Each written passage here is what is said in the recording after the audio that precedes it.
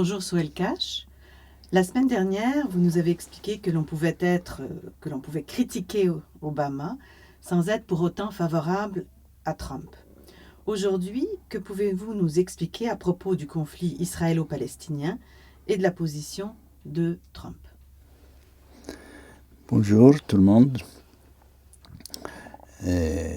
C'est une question très pertinente parce que justement, il peut y avoir des divergences dans les différentes administrations américaines par rapport à tel ou tel sujet ou tel dossier dans la politique étrangère, bien entendu. Mais pour ce qui est d'Israël, c'est un tabou. C'est-à-dire, on dirait que et démocrates et républicains font la concurrence qui va gagner les faveurs d'Israël et du lobby pro-israélien aux États-Unis dans les campagnes électorales. On l'a déjà vu dans la course à la présidentielle entre Obama et Clinton. N'en déplaise à certains intellectuels et journalistes qui sont partis pris a priori pour tel ou tel, sans justification aucune, mais je vois mal une grande différence de perspective fondamentale par rapport au conflit israélo-palestinien. Pour être plus précis, ce qui fait beaucoup de bruit actuellement dans l'attitude de Trump et ce qui inquiète, c'est qu'on a l'impression qu'il vient remettre en question un élément de stabilité de la politique étrangère des États-Unis, je dirais, qui remonte à plus qu'une vingtaine d'années, à savoir la solution des deux États, État palestinien et État israélien. Mais c'est se contenter d'une lecture à la superficie des choses, ça ne nous mène pas à aborder les vraies questions que soulève à l'origine. Donc il faut faire un flashback un peu pour voir quelles sont les racines de cette solution proposée, à quand ça remonte et qui sont les partenaires concernés et qui a œuvré pour la solution de deux États palestiniens et israéliens. Si mes souvenirs sont bons, l'idée en tant qu'idée, concept intellectuel remonte à loin. C'est le premier à avoir proposé le concept de deux États, c'est Noam Chomsky, juste après la guerre de 67, un intellectuel juif antisioniste, et qui n'a pas été retenu, son idée, ni par les États, ni par même des intellectuels aux États-Unis. Et parce que du côté israélien, ça vient remettre en question l'idéologie sioniste qui sous-tend l'État d'Israël, et ça vient aussi pour les Palestiniens remettre en question.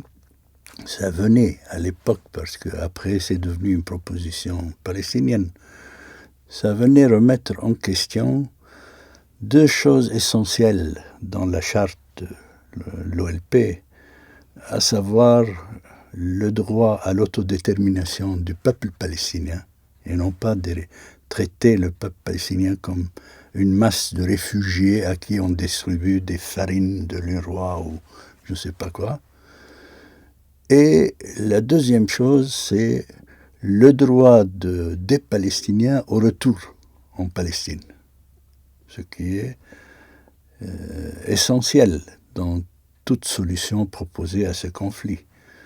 Juste pour donner une idée, c'est n'importe quel Valacha qui vient de l'Éthiopie, un juif noir ou quelqu'un qui vient de l'Alaska, de facto, selon la loi du retour israélienne, il a droit, s'il le désire, à un passeport israélien s'il revient en Israël, même s'il n'avait jamais mis les pieds en Israël, alors que le Palestinien qui est là depuis des siècles vient, le Knesset vient de voter actuellement en Israël une loi qui donne le droit au gouvernement israélien de s'approprier des propriétés privées des Palestiniens pour des raisons d'État. On n'a jamais vu ça au XXIe siècle.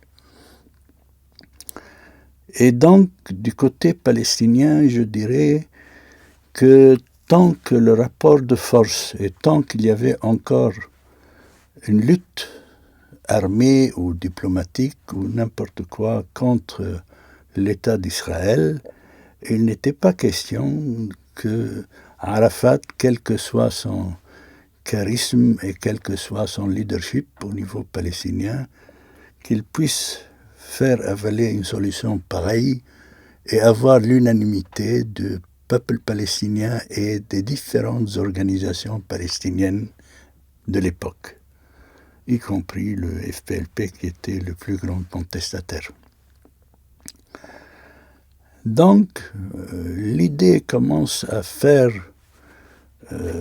son chemin avec le changement du rapport de force sur le terrain et cette fois-ci de façon non favorable à l'OLP. Et je dirais que le point crucial de ce changement du rapport de force, ça s'est passé au Liban où le gros des effectifs de l'OLP était concentré au Liban. C'était avec l'invasion du Liban en 1982 par l'armée israélienne, justement pour en finir avec l'infrastructure militaire de l'OLP, et qui a été suivie par la suite par une offensive syrienne. Je ne dirais pas que c'était orchestré avec Israël. J'aime pas les versions de complot et de je ne sais pas quoi, mais il se trouve que le travail qui a été fait par Sharon à l'époque qui dirigeait l'offensive a été complété dans les camps palestiniens par l'armée syrienne ou ceux qui tournaient autour de la Syrie de l'époque, y compris la guerre, ce qu'on a appelé à l'époque la guerre des camps palestiniens. Et voilà, et ça a continué. Aussi, un autre travail de SAP a été mené par la Syrie à l'époque, c'est de diviser en même temps l'unité de l'OLP, c'est-à-dire de faire des scissions. La première scission a commencé avec ce qu'on a appelé le Fatah révolutionnaire, ou Fatah al-Intifada, de Abu Khalid al-Amri et Abu Moussa, qui se sont réfugiés en Syrie suite à la guerre de 82, alors que Arafat avait choisi à l'époque de s'expatrier en Égypte et par la suite en Tunisie, en sortant de Beyrouth. Donc l'essentiel de tout ça, c'est de dire que le rapport de force avait changé sur un point crucial, c'est-à-dire l'OLP n'avait plus la géographie pour mener des attaques contre Israël à partir du sud Liban.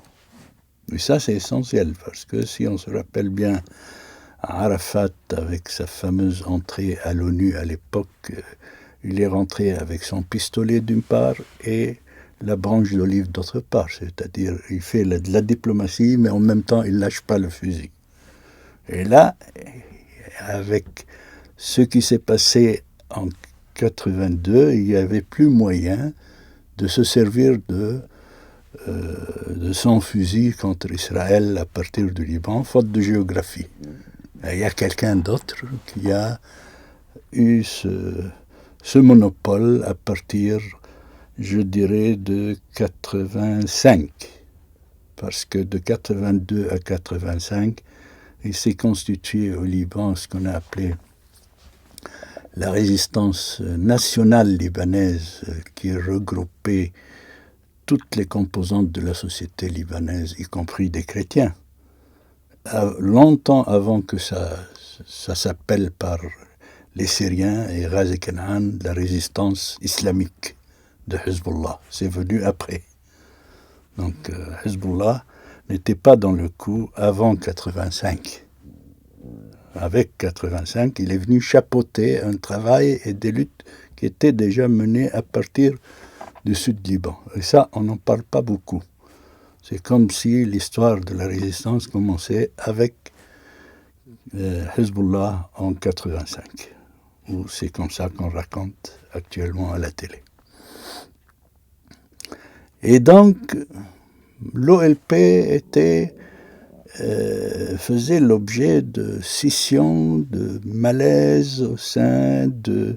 On accusait Arafat de tous les noms, etc. Bref, c'est là où, après l'intifada de 87, ou suite à l'intifada, il a proposé l'idée, en 1988, l'idée de 2 États. Et ça, c'était plus ou moins sous l'influence de quelques académiciens à l'origine américains et par le biais de Edward Said, qui enseignait aux États-Unis à l'époque et qui était en même temps membre de l'OLP.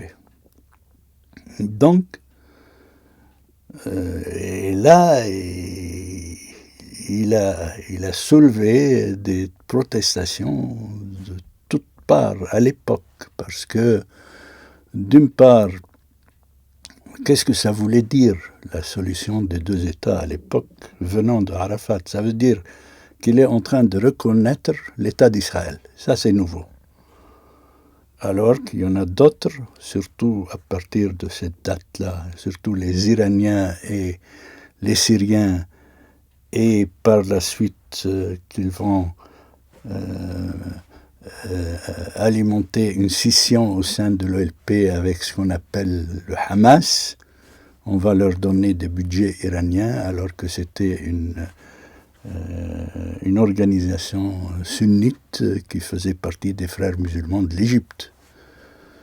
Et donc, eux qui se constituaient comme étant l'axe du non ou de la moumana, qui ne voulait pas faire la paix ou reconnaître l'État d'Israël. Alors que sous la table, il y avait des pourparlers entre Syriens et Israéliens. Tout le monde sait ça. Et donc, l'idée, c'était pas une idée de principe de ne pas reconnaître l'État d'Israël, mais quel est le prix et qui va être habilité à parler à l'ONU ou ailleurs auprès des instances internationales au nom du peuple palestinien. Et c'est là où on voyait à l'époque le projet de Hafiz Assad, le père de Bachar Assad, le dictateur actuel, qui lui essayait de rassembler dans sa poche et la carte libanaise et la carte palestinienne et de dire « Moi, je suis incontournable, je suis un État pôle, venez discuter avec moi. » Et Arafat, c'est un traître. Voilà, en gros, c'était ça la formule. Et donc, il n'y avait pas que les Israéliens qui avaient du mal à avaler les 2 États proposés par Arafat, parce qu'ils essayaient il rangeait ça avec sa colonisation, etc.